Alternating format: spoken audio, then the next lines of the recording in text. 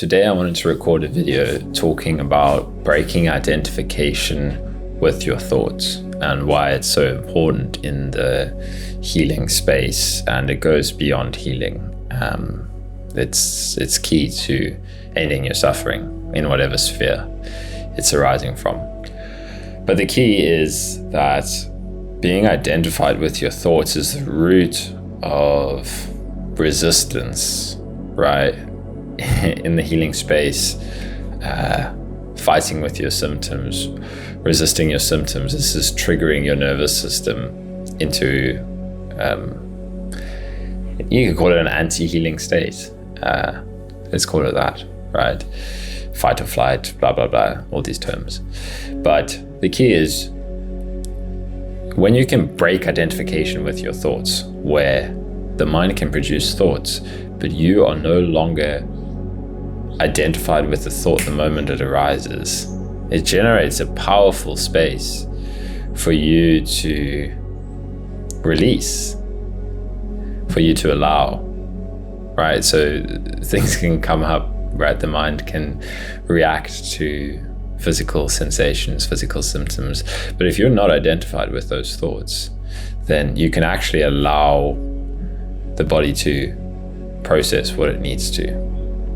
You can get in deeper touch with actually processing your repressed emotional material, right?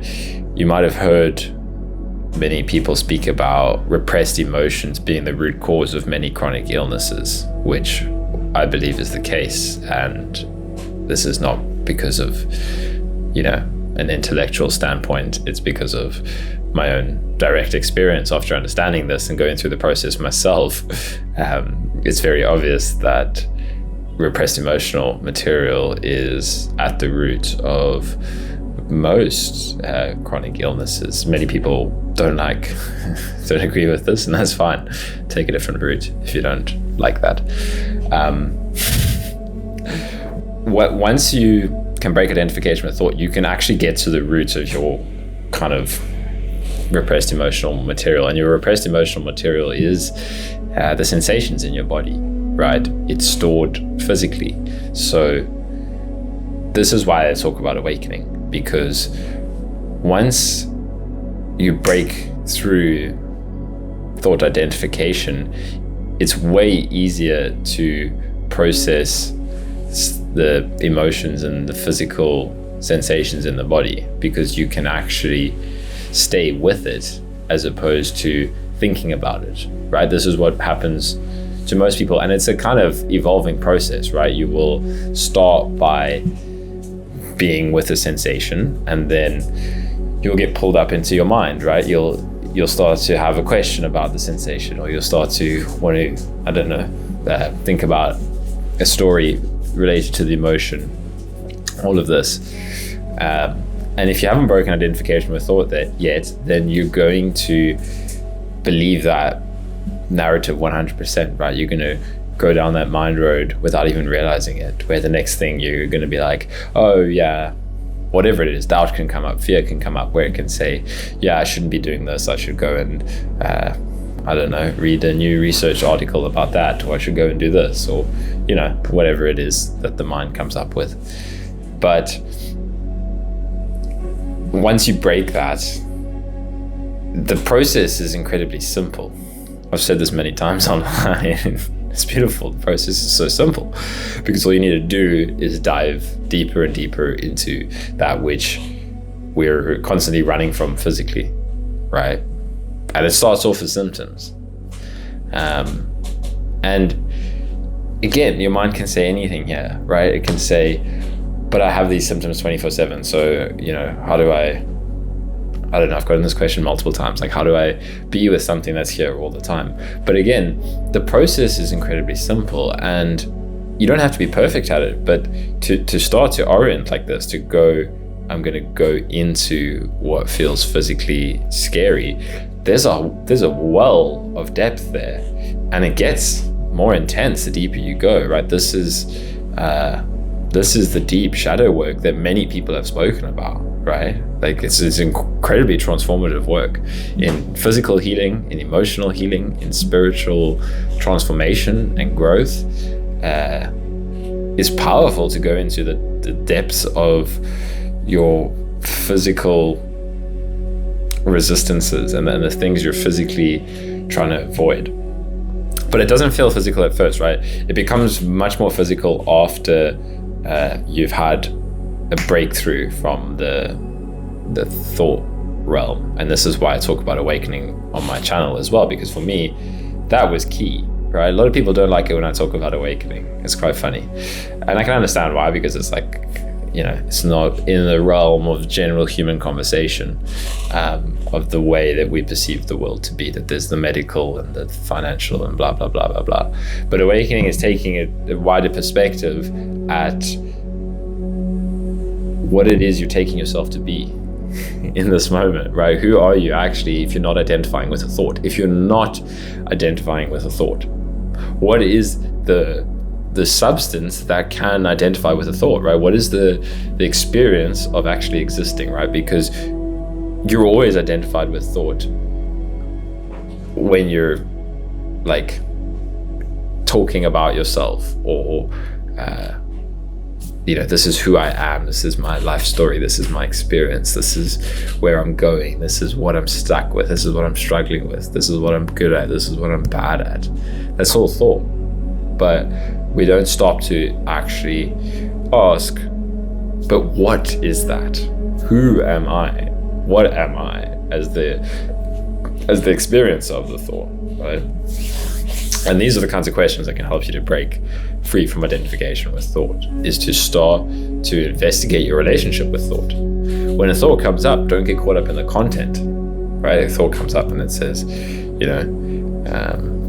okay, I'm sitting and meditating, and awakening sounds interesting. I wonder what that's about. And am I gonna? Maybe I've had an awakening. All of that is fine. It's mental chatter, but that's the content of thought. The real curious exploration is like, what is that made out of? What is the space that experience is actually happening in? Can you kind of break it down experientially into like the root of experience, the source of experience? What is it made out of, right? It's like thought is like a complex kind of structuring in consciousness, but what is the experience of being conscious, right? And the reason I'm sharing these kinds of questions, because this is how you break free from identification with thought, is you curiously investigate it. I often refer to Angelo Tolulo's work because I think he's the best guide in that first awakening, and actually the best guide in the emotional processing that follows, right? You need to know how to kind of find your way to break free from thought identification. And then you need to know that everything that comes up afterwards, that feels like life challenges and suffering and health problems, and all of this is part of the shadow work, right? Of going into the depths. Now, some people do the shadow work before first awakening because of life circumstances as well. But the whole point of this video was, why is breaking free from thought identification, and why is awakening even relevant to somebody that wants to heal? Because it makes it so much easier to get to the roots of your problem, right? And the problem is emotional repression. The problem is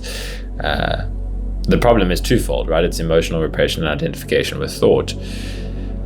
And that creates belief as well, right? Because as you go deeper on the other side, you can just keep on seeing how your beliefs about who you are, what the world is, what is real and what isn't real, just continues to get kind of pulled up and shown to be not true. And this is when reality gets infinitely mysterious, and many cool avenues open up to explore, which it's not really the point of this video, but it's when the mental paradigm of I know who I am, what the world is, and you're keeping it so confined into what's like socially endorsed, by all other humans and the kind of belief systems that you grow up in. As you start to break free from all of that, it becomes vastly mysterious and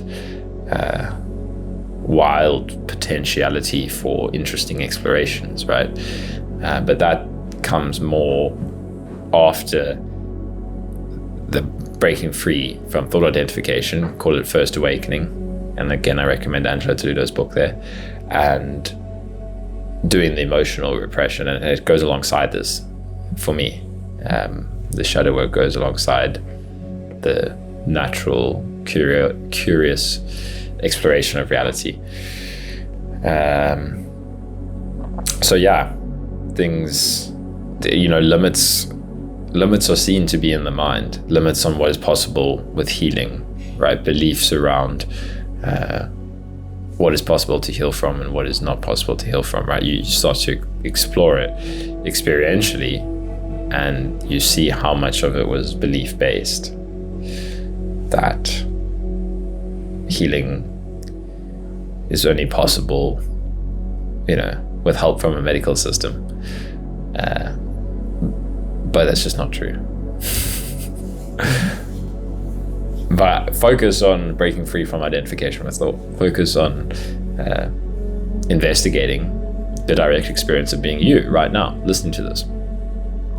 Who are you? Not a name, not an age, not a place, not a thought. Who are you if you're not a thought? And you have to take this up experientially, this investigation. Cool.